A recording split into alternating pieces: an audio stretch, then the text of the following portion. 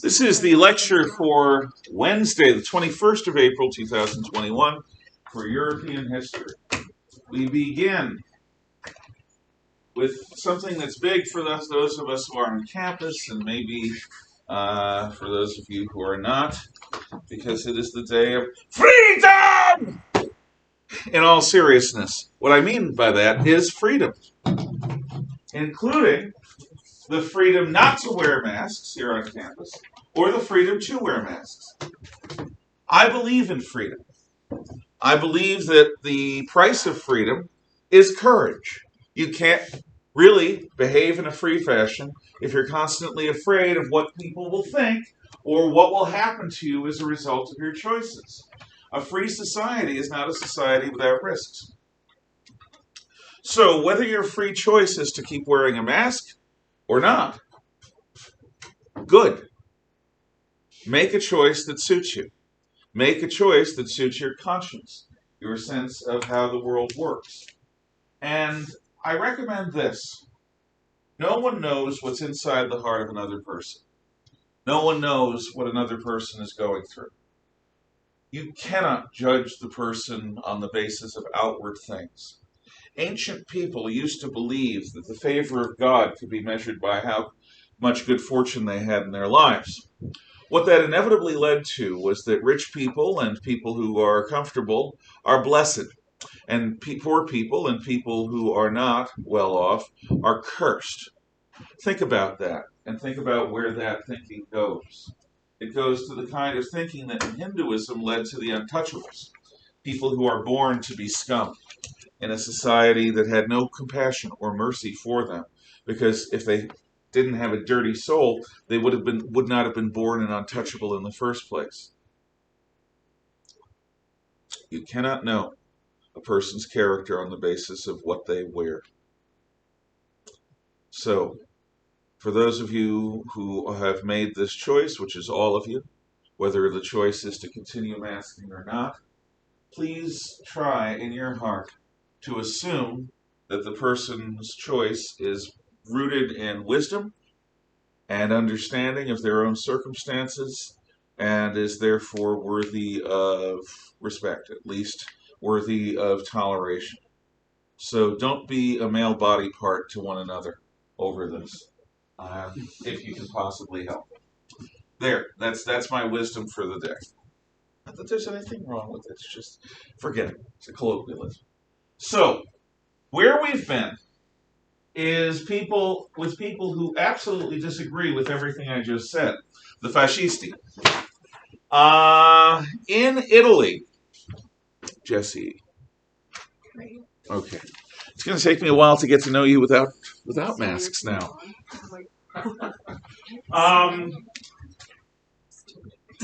Italy suffered from probably one of the most effective bluffs in all of modern history.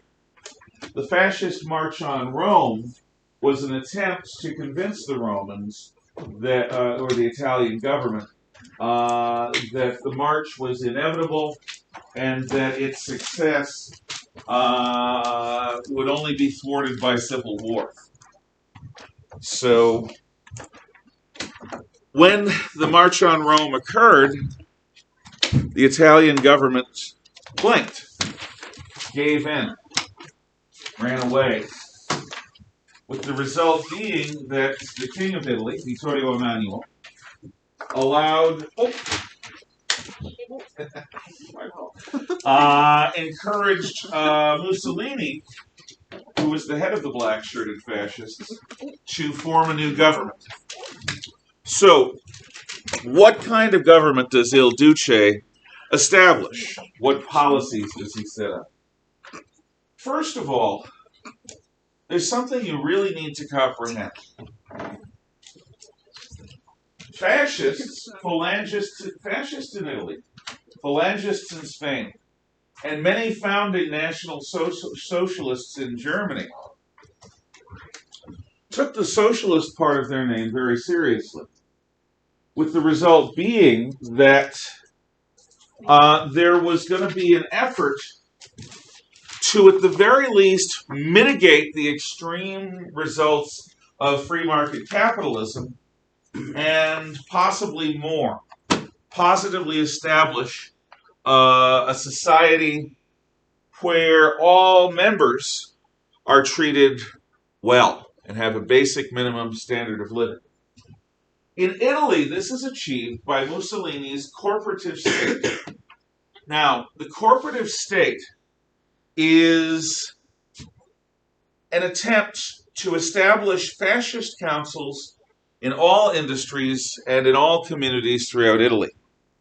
And these fascist councils would include not only members of the Fascisti, of the fascist party, but they would also include business leaders and non-communist labor leaders.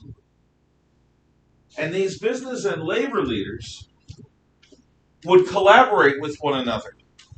With the fascist party, the word is facilitating. And what that means is trying to make the negotiations succeed. Now, what the Corporative State was intended to do, and what it did,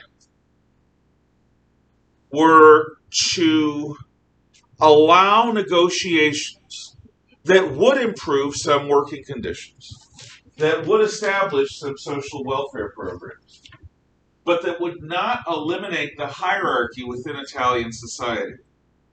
That hierarchy, that social class consciousness, is still going to be defended by the fascisti.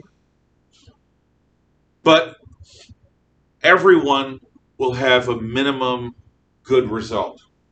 That's the goal. Now, in effect, it succeeds from a fascist point of view. Writing down two words, trains and swamps. See what they have to do with things in a moment. To an extent, from a fascist point of view, the establishment of these councils, the facilitation of these dialogues, meant that a lot, and the outlawing of certain kinds of protest and strikes and things like that, begin to heal the wounds of a divided society. From a communist point of view, this is putting a Band-Aid on an arterial wound. In other words, it's not going to help. If you have arterial bleeding, that's the kind of bleeding that can shoot from your leg across the room and splatter against the wall because it's coming out at full pressure. The blood pressure in your major arteries and veins is very high. You put a Band-Aid on it, it's not going to work. That's like putting your thumb or your finger in a hole that's in your submarine when you're 1,000 feet down. It's not going to do it. It's not going to happen. So communists don't agree that fascist corporative state does anything for the workers. But communists don't agree that anything that isn't communism itself works for the workers. They want a global revolution on their terms without compromise.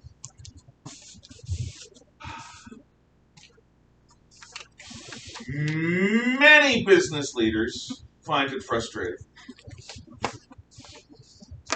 However, if it's a choice between sitting in a committee with a bunch of stinking workers, who you do need in order to make your product, and having the kind of social revolution that Lenin or Robespierre practiced, we'll sit down with our workers. Fascism was seen by the upper class as an antidote to communism. And this is going to be true of all of these National Socialist movements. The fear in all branches of society that weren't communists, of the communists, after the World War was palpable. Nobody wanted to achieve or to be in a society where a socialist or a communist revolution had been achieved, because there's the secret police, there's terror, there's all sorts of stuff. So fascism may be irritating, but it's better than the alternative, is what many Italians said. Mussolini is given credit for a few things, even by his opponents. The most famous is, and you may want to write this down because it's a common quote that most educated people should know. At least Mussolini made the trains run on time. At least Mussolini made the trains run on time. The quote is, quote, at least, comma, Mussolini made the trains run on time, unquote, period.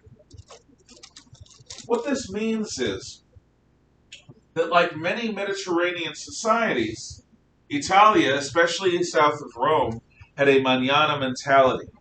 Do any of you Spanish students know what the word mañana means? Yeah. Tomorrow.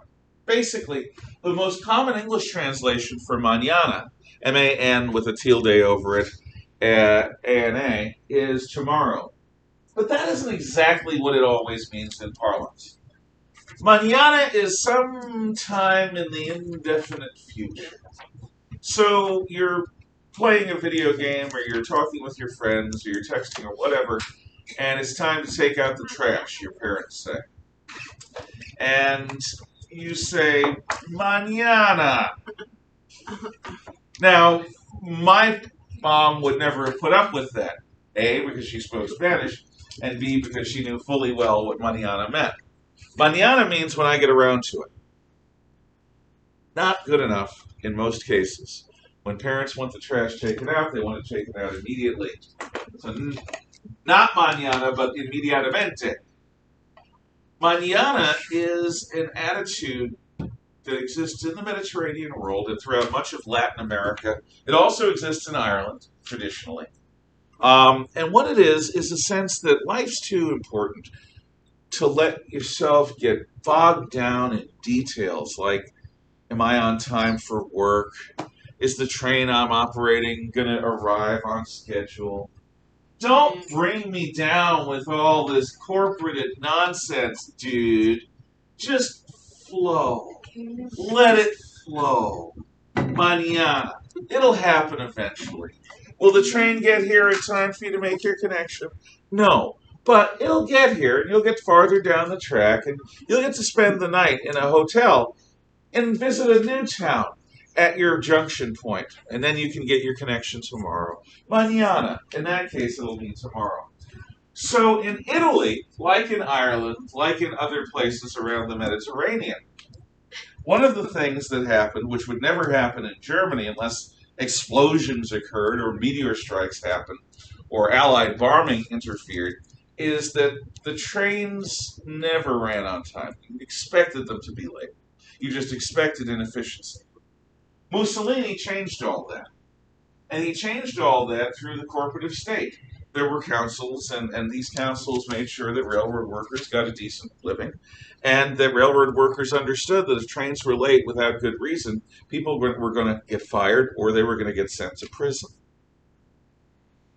And with this combination of the carrot and the stick, the trains suddenly in Italy become more German and begin to arrive predictably on time. Another thing that Mussolini does is wasteland and swampland in Italy is drained and reclaimed for farmland. So where there had been, what do you call those things? Milkweeds, whatever they have. You have a staff of grass.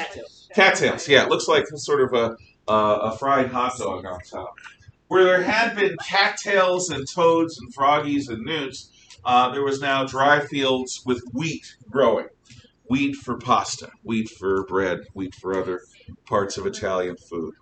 So the idea is Mussolini makes the trains run on time and Mussolini drains the swamps. Oddly enough, he gets credit for that. He didn't mean Washington. It wasn't a Trumpism. And I really don't think that Donald Trump and his people picked the slogan "Drain the Swamp" in emulation of Benito Mussolini. In fact, this is one of the things I'm surprised his opponents didn't clue in on. You know who also drained the swamps? Mussolini! Huh? Huh? Doesn't that tell you about Trump? Huh? Huh? Huh? Well, nobody ever said that, to my knowledge, which is surprising. But Mussolini drains the swamps, and Mussolini makes the trains run on time. And he does this by brutally suppressing the freedoms of the people of Italy. Multi-party democracy, who needs it? Dissent and protest, freedom of speech, no, not at all. There is one party to rule them all, and that is the Fascist Party.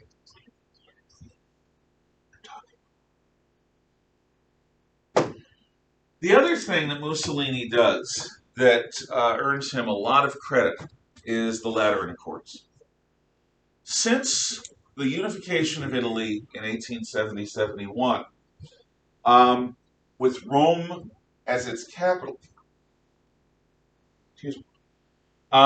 since then, what happens is the church is not reconciled to its Italy and to Italian rule.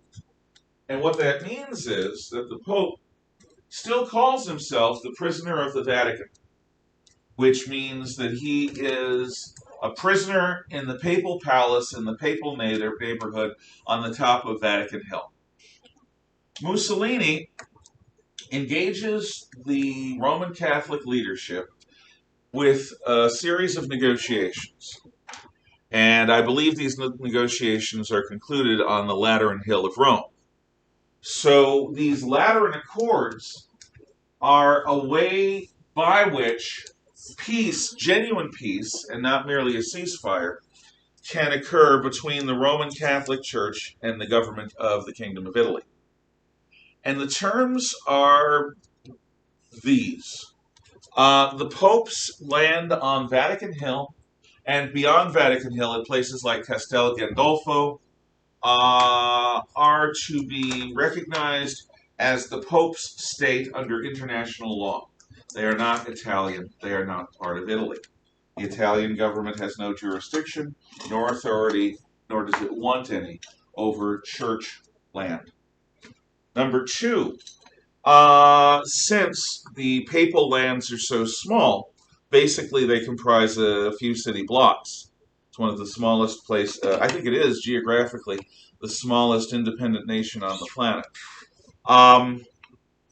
Even though they have their own military, the Swiss Guards, and even though they have their own post office, and they make their own laws, they don't have an airport.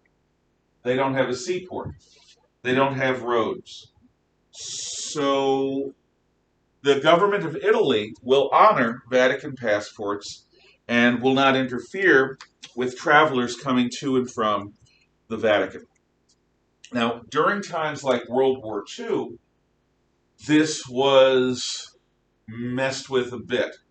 You did take a chance if you were flying into Rome Airport to meet the Pope on an anti-fascist or anti-Nazi mission. But that's during World War II. In most ways, and for the most part, if you land in Rome on a Vatican passport or with Vatican credentials, they're not going to do what they would normally do if you were entering Italy. What they're going to do is treat you as if you're traveling across territory as a diplomat. And usually they'll pretty much leave you be. So the church's interests are respected. Furthermore, church schools and church social service organizations and other church organizations are going to be respected by the Italian government, and they're going to be largely, not entirely, but largely left alone by the Fascist Party. In return for these protections of church interests,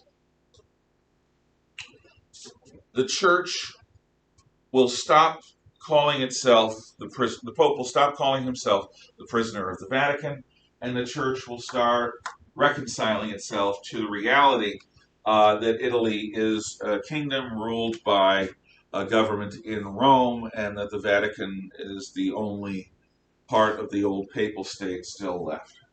Furthermore, the church will not go out of its way to be too critical of the Italian fascist government.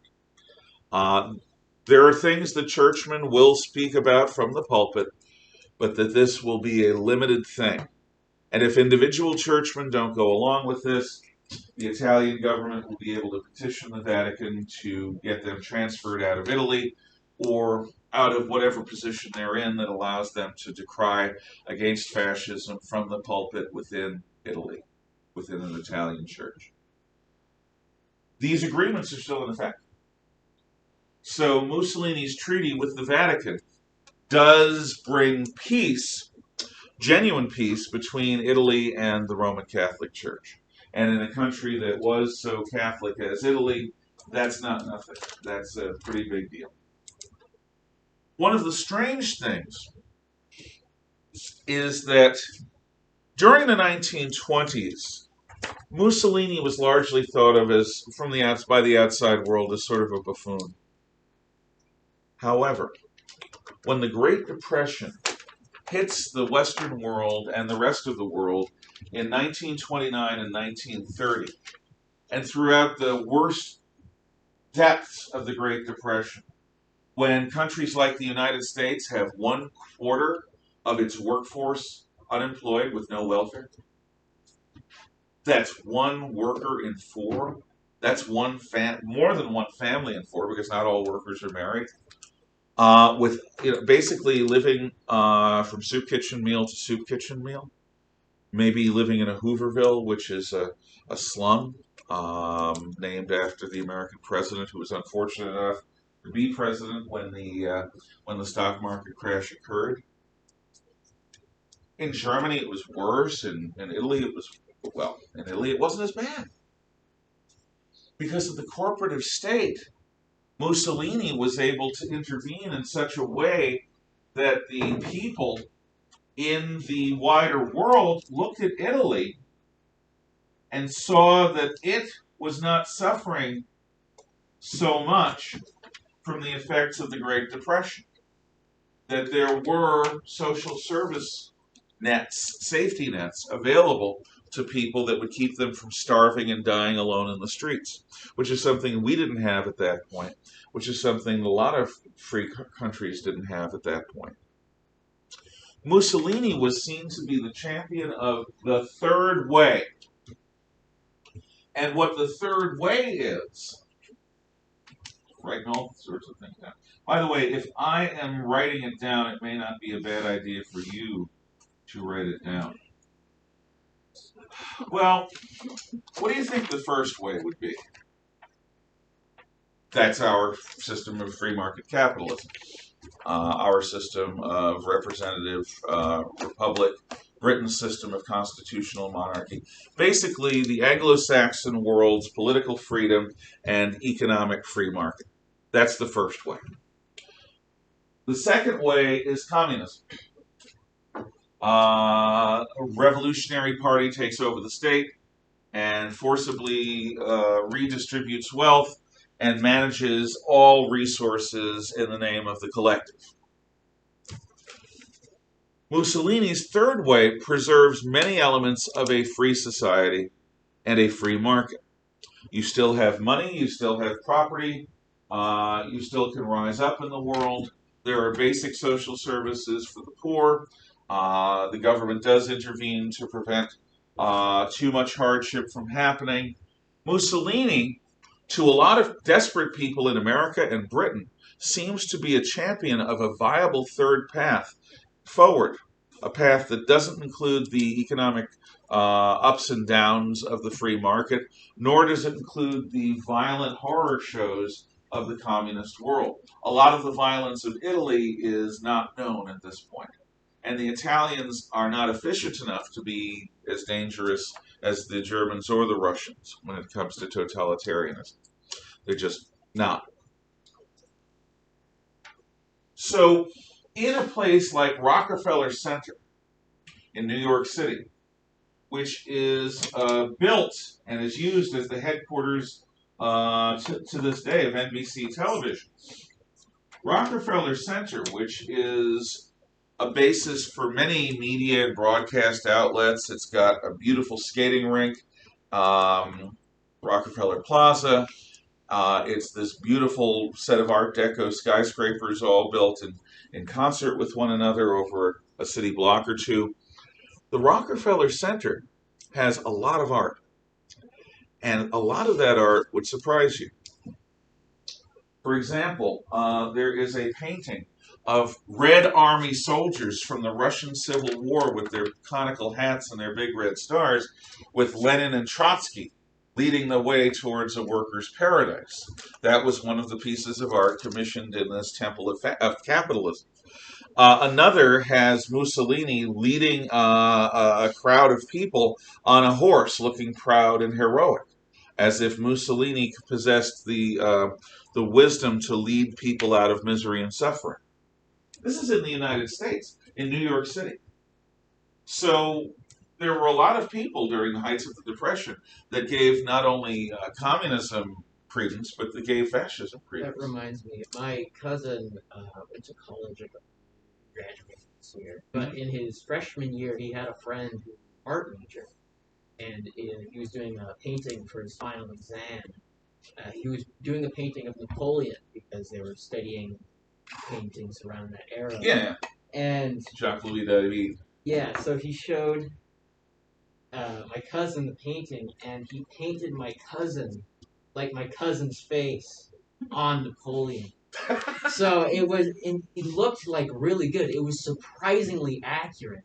But it's really weird because now there's this like professionally made mosaic painting with your cousin's face. My cousin's face is Napoleon.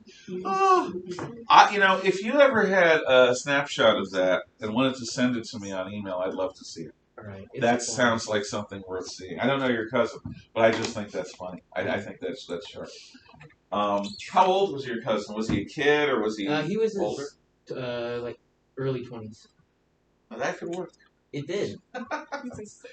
That's fine. Okay, do you have any questions on Italy before we move on to Japan? Okay. Japan is and is not a totalitarian society. Here's how it is not. Japan was not taken by a socialist movement, and it didn't discover nationalism in the 19th century as the Germans and Italians and other Westerners did. Japan does not have a basic Romano, Greek, Christian, German basis, which all European societies do. Japan is not part of Western civilization up to the 1800s at least. And the heart of Japan is still not Western.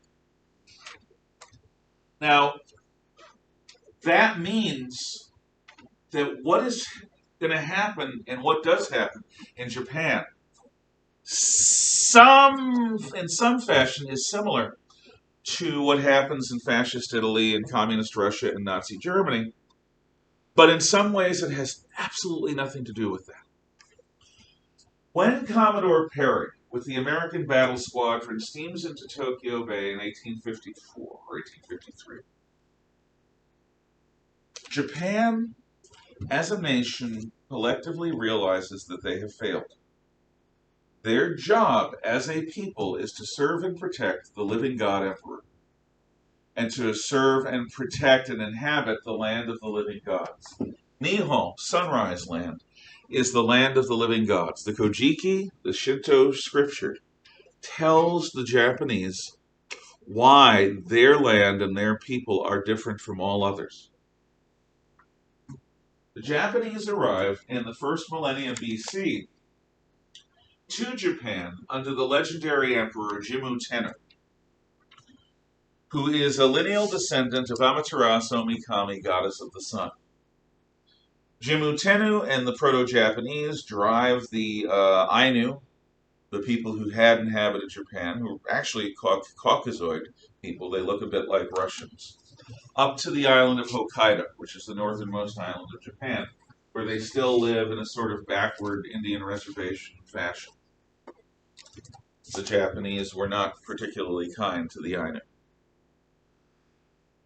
And what was established in Yamato, Japan, was a rice-growing society that served the emperor, the god emperor. But as ancient times developed, the imperial line became less and less fit to rule But unlike a lot of societies where they would have just been replaced,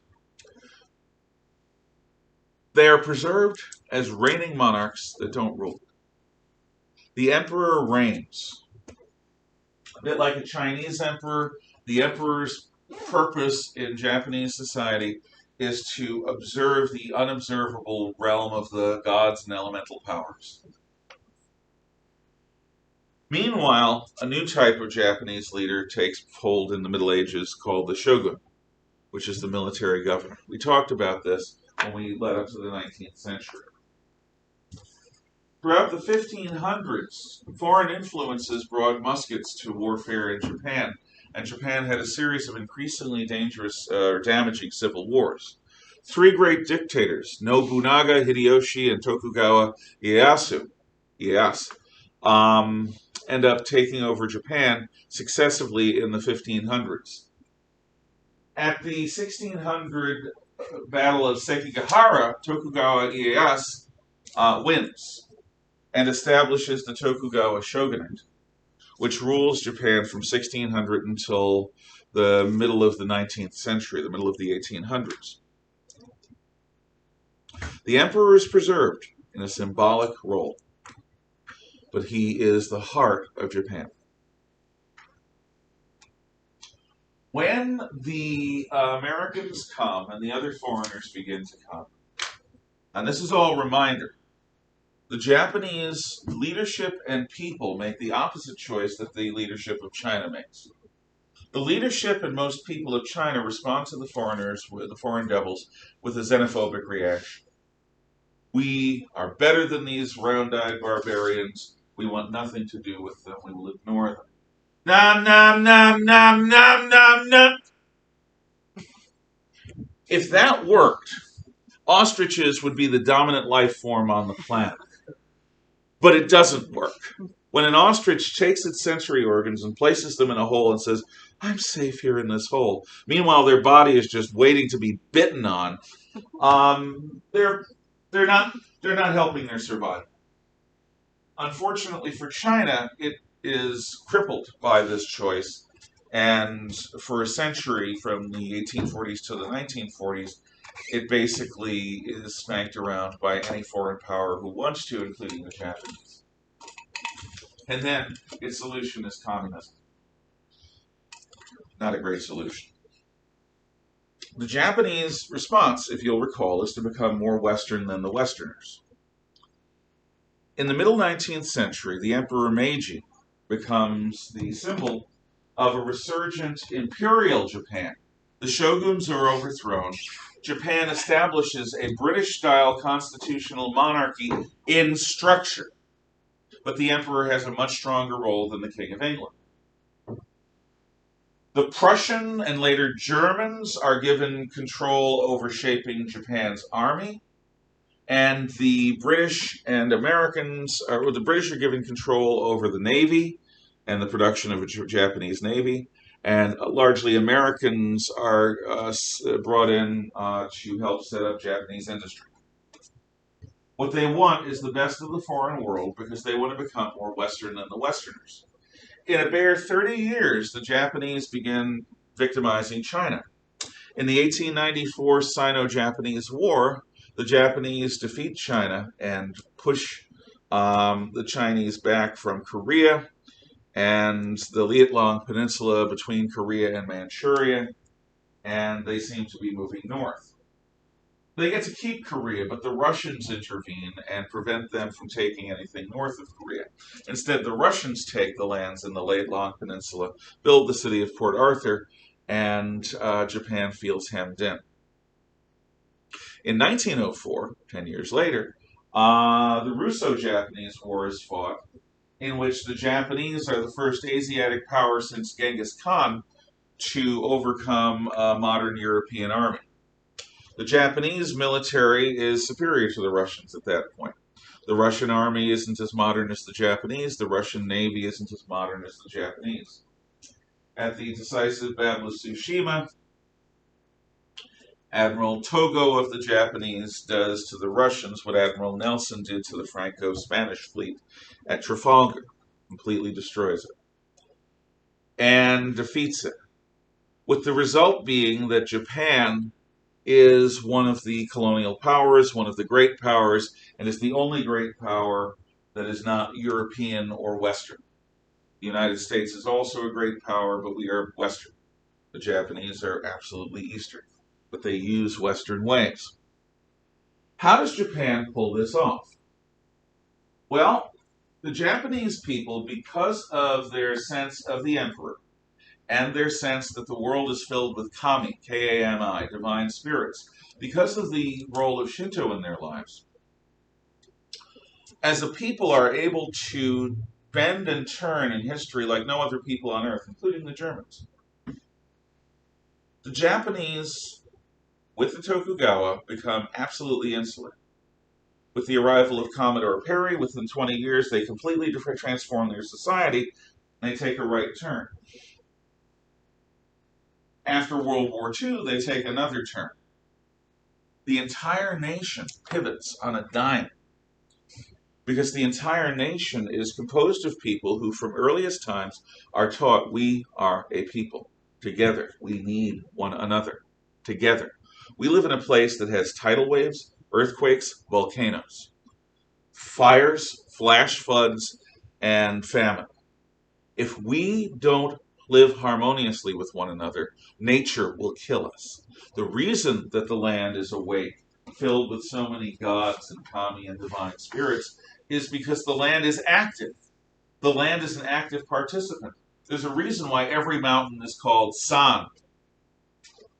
Mount Fuji, the great volcano near Tokyo, is Fujisan, because the mountain being a volcano has personality, and you never know when it might wake up.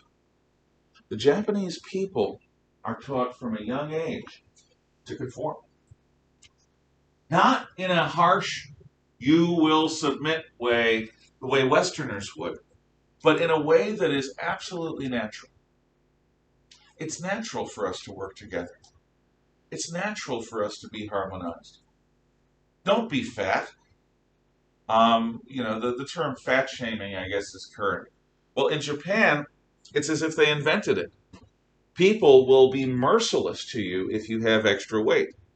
It's not because they're jerks. It's because, to them, being fat indicates you're standing out. You're not supposed to stand out. In Japanese schools, everyone is supposed to have black hair. This is in the uniform code. And Japanese schoolgirls do not wear tiny little outfits. Their skirts are supposed to go below the knee. What this means is, if you're a Westerner in a Japanese school, you might have to dye your hair black in order to meet uniform code. I know one or two people who had to do that. It is a society where people come together and work harmoniously because they're part of something greater than themselves. They're part of Japan. This is called Kokutai. Kokutai is the national essence, and it's embodied by the emperor, the god emperor, and his role. With Kokutai and a proper sense of Japanese society, you should already understand it doesn't have to go through a totalitarian revolution. In some ways, it is so communitarian, it is naturally totalitarian, in the sense that the individual in Japan exists behind many, many different masks. And depending upon the social circumstance that they're in, they wear these masks. To actually get to know a Japanese person who grows up in Japan as part of that culture is something that takes years, and it's something that's a gift. They choose to show to you the real self. You could know a Japanese person or family for years, and you may never have met their real self. There is their manners, there is the customs of work and of socialization, there's the smile and the bow, and these are masks. In Japan, the individual shields him or herself very, very carefully behind a series of pretenses, of false personalities, of parames. These parames, these sort of me's, are the me that works, the me that plays, the me that prays, the me that eats with my family, the me with my friends, the me during dating, the me when I'm being an artist or doing something for fun. All of these me's are not the real me. They are the me I have constructed. And this is all for the purpose of Kokutai. This is all for the purpose of harmoniously fitting together. If you want some sense of why manga and anime seem so weird and over the top, it's fantasy wish fulfillment. It's imagining what it would be like if you could step out and be an individual and get away with it. So, Japan seems modern. If you go to Tokyo or to Sapporo or to Kyoto or to Osaka or to Nagasaki or any Japanese city, it'll seem more modern than New York. New York, Chicago, Los Angeles, America's great cities, will seem practically dowdy by comparison. Sort of, old-fashioned and dusty. And Japanese cities are remarkably clean, and they have remarkably low crime rates.